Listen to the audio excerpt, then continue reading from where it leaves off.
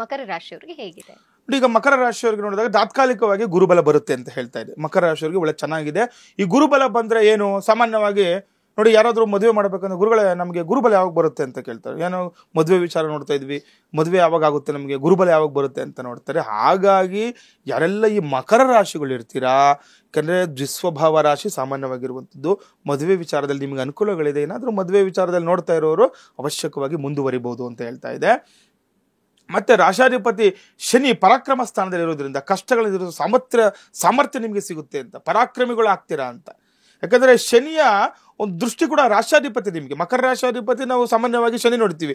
ಶನಿ ತುಂಬಾ ಚೆನ್ನಾಗಿದ್ದಾನೆ, ನಿಮ್ಗೆ ಅನುಕೂಲಗಳನ್ನು ಕೊಡ್ತಾನೆ ನಿಮ್ಗೆ. ಯಾಕಂದ್ರೆ ಈ ಶನಿ ಸಾಡ ಕೂಡ ಮುಗ್ದೋಗ್ಬಿಟ್ಟಿದೆ ನಿಮ್ಗೆ. ಹಂಗಾಗಿ ಏನಾಗುತ್ತೆ, ನೀವೇನೇ ಕಷ್ಟಗಳು ಎಷ್ಟೇ ಬರಲಿ, ಎಲ್ಲಾದ್ರೂ ಆಗಲಿ, ಅದನ್ನು ಎದುರಿಸುವಂತಹ ಸಾಮರ್ಥ್ಯ ನಿಮ್ಮಲ್ಲಿ ಉದ್ಭವ ಆಗುವಂಥದ್ದಾಗುತ್ತೆ. ಎಲ್ಲ ವಿಚಾರದಲ್ಲಿ ಕೂಡ ಅನುಕೂಲಗಳನ್ನು ಪಡ್ಕೊಳ್ಳಿಕ್ಕೆ ಇದು ತುಂಬಾ ಚೆನ್ನಾಗಿರುತ್ತೆ. ಇನ್ನು ಸಪ್ತಮ ಭಾವದಲ್ಲಿ ಉಚ್ಚ ಸ್ಥಾನದಲ್ಲಿ ಇರುವುದರಿಂದ ಪ್ರೇಮ ವಿವಾಹ ಆಗುತ್ತೆ ಅಂತ ಹೇಳ್ತಾ ಇದೆ. ನೋಡಿ, ಇವರಿಗೆ ನಾವು ಎಷ್ಟೋ ಜನ ಕೇಳಿದ್ವಿ ಪ್ರೇಮ ವಿವಾಹದಲ್ಲಿ ತೊಂದರೆ ಅಂತ, ಆದ್ರೆ ಇವರಿಗೆ ಸಪ್ತಮ ಭಾವದಲ್ಲಿ ಉಚ್ಚ ಸ್ಥಾನದಲ್ಲಿ ಇರೋದ್ರಿಂದ ಪ್ರೇಮ ವಿವಾಹ ಆಗುತ್ತೆ. ಮತ್ತೆ ದಂಪತಿಗಳ ನಡುವೆ ಕಲಹಗಳಿದ್ರೂ ಕೂಡ ನಿವಾರಣೆ ಆಗುತ್ತೆ ಅಂತ ಹೇಳ್ತಾ ಇದೆ. ನೋಡಿ, ಯಾರು ಮದುವೆ ಆಗಿರೋರು ಏನಾದ್ರೂ ದಂಪತಿ ನಡುವೆ ನಿಮಗೆ ಈಗ ಡಿವೋರ್ಸ್ಗೆ ಅಪ್ಲೈ ಮಾಡಿರ್ತೀರಾ ನೋಡಿ, ಡಿವೋರ್ಸ್ಗೆ ಅಪ್ಲೈ ಮಾಡಿದ್ರು ಕೂಡ ಒಳಗೆ ಬಂದು ಸಂಸಾರ ಮಾಡುವಂಥದ್ದಾಗುತ್ತೆ.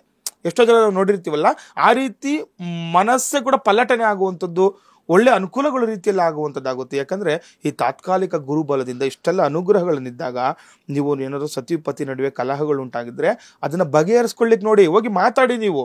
ಈಗ ನೋಡಿ, ನೀವೇ ಹೋಗಿ ಮಾತಾಡಿದಿಲ್ಲ ಅಂದ್ರೆ ಏನಾಗಲ್ಲ, ಗುರುಗಳು ಹೇಳ್ಬಿಟ್ಟಿದ್ದಾರೆ, ಗುರುಬಲ ಬಂದ್ಬಿಟ್ಟಿದೆ, ನನ್ನ ಹೆಂಡತಿ ಬರ್ತಾಳೆ, ಏನೋ ಗಂಡ ನಡುವೆ ಅವ್ರು ಒಂದಾಗ್ತಾರೆ, ಹೊಂದಾಣಿಕೆ ಅಲ್ಲ ಅದು. ಏನಾಗುತ್ತೆ, ನೀವು ಅದಕ್ಕೆ ಬೇಕಾಗಿರುವಂತಹ ಕೆಲಸ ಕಾರ್ಯಗಳನ್ನ ಮಾಡ್ಕೊಳ್ಳಿ ನೀವು.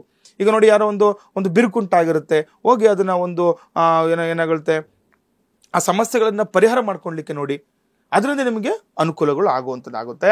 ಇನ್ನ ಏನಾಗುತ್ತೆ, ದಂಪತಿಗಳ ನಡುವೆ ಇರುವಂತಹ ಕಲಹಗಳೆಲ್ಲವೂ ಕೂಡ ನಿವಾರಣೆ ಆಗಿ ನಿಂತಿರುವ ಕಾರ್ಯಗಳು ಕೂಡ ಬೇಗ ಮುಗಿಯುತ್ತೆ ಅಂತ. ಯಾವುದೋ ಶುಭ ಕಾರ್ಯಗಳು ಆಗ್ತಾ ಇರುತ್ತೆ, ಅಥವಾ ಅರ್ಧಂಬರ್ಧ ಮನೆ ಕಟ್ಕೊಂಡ್ಬಿಟ್ಟಿರ್ತೀರಾ, ಅಥವಾ ಮದುವೆ ವಿಚಾರ ಎಲ್ಲ ಎಂಗೇಜ್ಮೆಂಟ್ ಆಗಿರುತ್ತೆ, ಮದುವೆ ತುಂಬಾ ತಡ ಆಗ್ತಾ ಇರುತ್ತೆ, ಡೇಟ್ ಸಿಗ್ತಾ ಇರಲ್ಲ ಅಂತೀರಾ, ಅಥವಾ ಯಾರೋ ಇನ್ನೂ ಮಾತುಕತೆ ಮಾಡ್ಕೊಂಡಿರ್ತೀರಾ, ಆಯ್ತು ಮದುವೆ ಆಗ್ಬೇಕು ಅನ್ಕೊಳ್ತಾ ಇರುತ್ತೆ, ಅಂಥವ್ರಿಗೂ ಕೂಡ ಇವಾಗ ಶುಭಪ್ರದ ಅಂತ ಹೇಳ್ತಾ ಇದೆ. ನಿಂತಿರುವಂತಹ ಎಲ್ಲ ಶುಭ ಕಾರ್ಯಗಳು ಕೂಡ ಬೇಗನೆ ಆಗುವಂಥದ್ದು. ಯಾವುದೋ ಒಂದು ಪ್ರಾಜೆಕ್ಟ್ ಮಾಡಿರ್ತೀರಾ, ಒಂದು ಉದ್ಯೋಗ ರೀತಿ, ವ್ಯಾಪಾರದ ರೀತಿ ಕೂಡ ನಿಂತೋಗಿರೋ ಕೆಲಸಗಳು ಕೂಡ ನಿಮಗೆ ಬೇಗನೆ ಆಗುವಂಥದ್ದಾಗುತ್ತೆ. ಪಂಚಮಾಧಿಪತಿ ಹಾಗೂ ಕರ್ಮಸ್ಥಾನ ಅಧಿಪತಿ ಶುಕ್ರ ನೀಚ ಸ್ಥಾನದಲ್ಲಿ ಇರೋದ್ರಿಂದ ಉದ್ಯೋಗದಲ್ಲಿ ಕೆಲವೊಂದು ತೊಂದರೆ ಉಂಟಾಗುತ್ತೆ ಅಂತ. ನೋಡಿ, ಕೆಲಸ ಕಾರ್ಯ ಆಗುತ್ತೆ ಅಂತ ಹೇಳ್ತಾ ಇದೆ, ಆದ್ರೆ ಈ ಕರ್ಮಸ್ಥಾನದಲ್ಲಿ ನೀಚ ಶುಕ್ರ ಇರೋದ್ರಿಂದ ಏನಾಗುತ್ತೆ, ಕೆಲವೊಂದು ವಿಚಾರದಲ್ಲಿ ಕೆಲಸಗಳು ನಿಂತು ಹೋಗ್ಬಿಡೋದು, ಅಥವಾ ಏನಾಗುತ್ತೆ ತೊಂದರೆಗಳು ಉಂಟಾಗುವಂಥದ್ದು, ಉದ್ಯೋಗ ಬದಲಾವಣೆ ಆಗುವಂಥದ್ದು, ಮಕ್ಕಳಿಂದ ನೆಮ್ಮದಿ ಇರೋದಿಲ್ಲ ಅಂತ ಹೇಳ್ತಾ ಇದೆ. ಕರ್ಮಸ್ಥಾನದಲ್ಲಿ ರವಿ ನೀಚ ಸ್ಥಾನದಲ್ಲಿ ಇರೋದ್ರಿಂದ ಸರ್ಕಾರಿ ಉದ್ಯೋಗಸ್ಥರಿಗೆ ತೊಂದರೆ ಉಂಟಾಗುತ್ತೆ. ನೋಡಿ, ಇದು ಅವಶ್ಯಕವಾಗಿ ತಿಳ್ಕೊಳ್ಳಿ. ಯಾಕಂದ್ರೆ ರವಿ ನಾವು ಗೌರ್ಮೆಂಟ್ ಉದ್ಯೋಗಕ್ಕೆ ನೋಡ್ತಾ ಇರ್ತೀವಿ, ಅವನೇನಾಗ್ಬಿಟ್ಟಿದ್ದಾನೆ, ಕರ್ಮಸ್ಥಾನದಲ್ಲಿ ನೀಚ ಸ್ಥಾನದಲ್ಲಿ ಬಂದ್ಬಿಟ್ಟಿದ್ದಾನೆ. ಈ ನೀಚ ಸ್ಥಾನದಲ್ಲಿ ಬಂದಿರೋದ್ರಿಂದ ಏನಾಗುತ್ತೆ, ನಿಮ್ಮ ಗೌರ್ಮೆಂಟ್ ವಿಚಾರದಲ್ಲಿ ಯಾರು ಕೆಲಸ ಮಾಡ್ತಿರ್ತೀರಾ ವಿನಾಕಾರಣ ನಿಮ್ಮ ಮೇಲೆ ಆಪಾದನೆಗಳು ಬರುವಂಥದ್ದು, ಅಥವಾ ಕೆಲಸ ಬಿಡಿಸುವಂಥದ್ದು, ಇದೆಲ್ಲ ಕೂಡ ಆಗುತ್ತೆ, ತೊಂದರೆಗಳು ಕಾಣಿಸುತ್ತೆ. ಇನ್ನ ಕೆಲಸ ಕಳೆದುಕೊಳ್ಳುವ ಸಾಧ್ಯತೆ ಕೂಡ ಹೆಚ್ಚಾಗಿರುತ್ತೆ. ಗೌರ್ಮೆಂಟ್ ಕೆಲಸ ಕಳೆದುಕೊಂಡ್ರೆ ತುಂಬಾ ಕಷ್ಟದ ವಾತಾವರಣನೇ ಅದು ಅಲ್ವಾ. ಹಾಗಾಗಿ ತುಂಬಾ ಜಾಗ್ರತೆ ವಹಿಸುವುದು ನೀವು ಸೂಕ್ತ ಅಂತ. ಇನ್ನ ವ್ಯಯಸ್ಥಾನಾಧಿಪತಿ ಗುರು ಗ್ರಹವಾಗಿದ್ದು, ಗುರು ಉಚ್ಚ ಸ್ಥಾನದಲ್ಲಿರೋದ್ರಿಂದ ಹಣ ಸಂಪಾದನೆ ಹೆಚ್ಚಾಗಿರುತ್ತೆ, ಆದರೆ ಹಣ ಉಳಿಯುವುದಿಲ್ಲ ಅಂತ ಹೇಳ್ತಾ ಇದ್ದಾರೆ. ನೋಡಿ, ತುಂಬಾ ಜಾಗ್ರತೆ ವಹಿಸ್ಬೇಕು ಇದಕ್ಕೆ. ಈಗ ವ್ಯಯಸ್ಥಾನಾಧಿಪತಿ ಗುರು ಏನಾಗ್ಬಿಟ್ಟಿದ್ದಾನೆ, ಈಗ ಅದನ್ನ ನಾನು ಅವಾಗಲೂ ಕೂಡ ಹೇಳಿದೆ. ಯಾಕಂದ್ರೆ ವ್ಯಯಸ್ಥಾನದಲ್ಲಿ ಗುರು ಇದ್ರೂ ಕೂಡ ಅವ್ನು ಚೆನ್ನಾಗಿದ್ದಾನೆ ಅಂತಂದಾಗ ಹಣ ಬರುತ್ತೆ.